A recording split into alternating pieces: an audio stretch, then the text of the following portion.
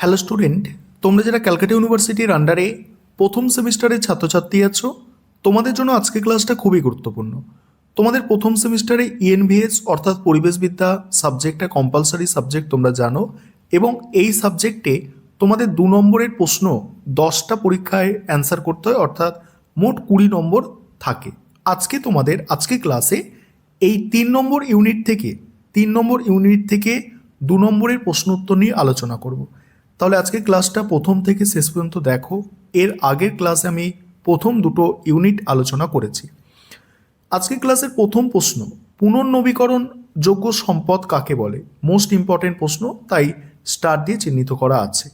পুনর্নবীকরণ সম্পদ, যেভাবে অ্যান্সারটা তোমরা লিখবে দেখো, যেসব প্রাকৃতিক সম্পদ ব্যবহারের ফলে নিঃশেষ হয়ে যায় না এবং নির্দিষ্ট সময়ের ব্যবধানে প্রাকৃতিকভাবে পুনরায় তৈরি হতে পারে তাদের পুনর্নবীকরণ যোগ্য সম্পদ বলে, যেমন সৌরশক্তি, বায়ু শক্তি, জল, এগুলো। আর তোমাদের এই উদাহরণগুলো বা এই কনসেপ্টগুলো এমসিকিউর ক্ষেত্রেও কাজে লাগতে পারে। এবারে অপুনর্নবীকরণযোগ্য সম্পদ কাকে বলে?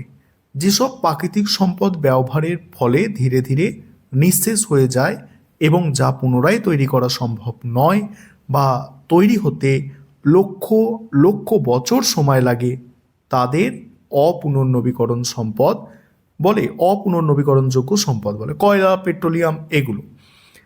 নেক্সট প্রশ্ন আছে, মৃত্তিকা ক্ষয় বা ভূমিক্ষয়ের 2টো কারণ। 1 নম্বর হচ্ছে বৃক্ষছেদন বা অরণ্য ধ্বংসের ফলে মাটির বাঁধন আলগা হয়ে যাওয়া।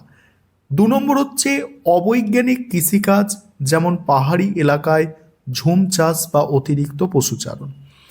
পরের প্রশ্ন, মরুকরণ বা মরুভূমিকরণ কাকে বলে? জলবায়ুর পরিবর্তন এবং মানুষের ক্রিয়াকলাপের ফলে উর্বর বা আধা শুষ্ক জমি ক্রমশ শুষ্ক মরুভূমিতে পরিণত হওয়ার প্রক্রিয়াকে মরুভূমিকরণ বলা হয়। তারপরে বনসৃজন এবং পুনর্বনসৃজন এর মূল পার্থক্য।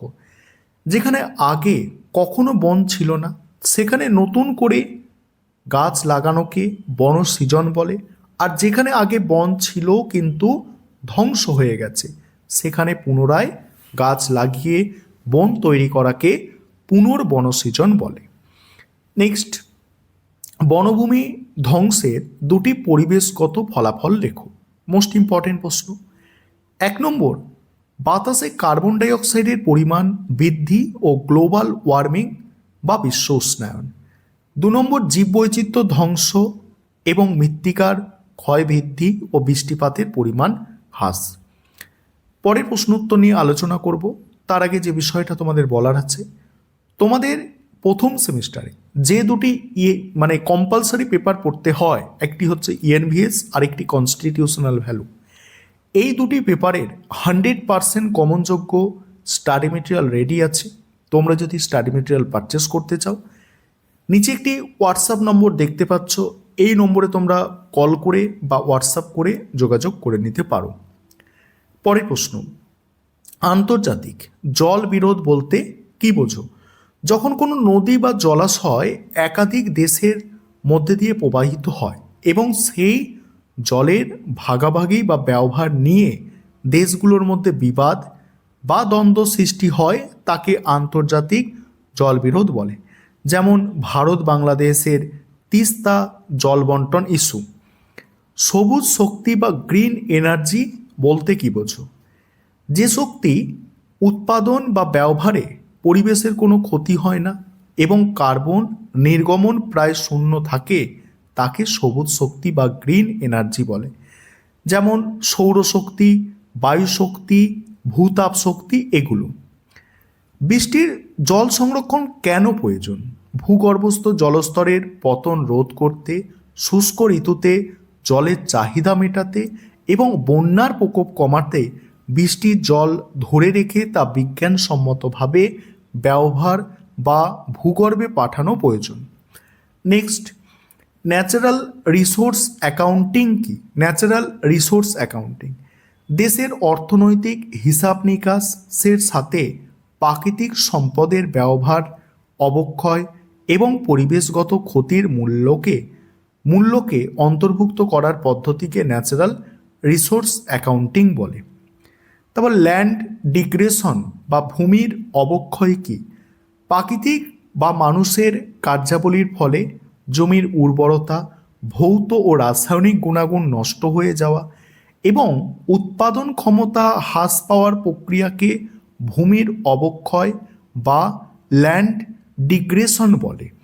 খনিজ সম্পদ সংরক্ষণের একটি উপায় লেখো। দেখো অ্যান্সারটা, খনিজ সম্পদের অপচয় রোধ, যেমন রিইউজ, রিসাইকেল অর্থাৎ 3R নীতি মেনে ধাতব বর্জ্য পুনর্ব্যবহার করা খনিজ সম্পদ সংরক্ষণের উপায়। ভূগর্ভস্থ জল অত্যাধিক ব্যবহারের কুফল। ভূগর্ভের জল মানে মাটির তলার জল।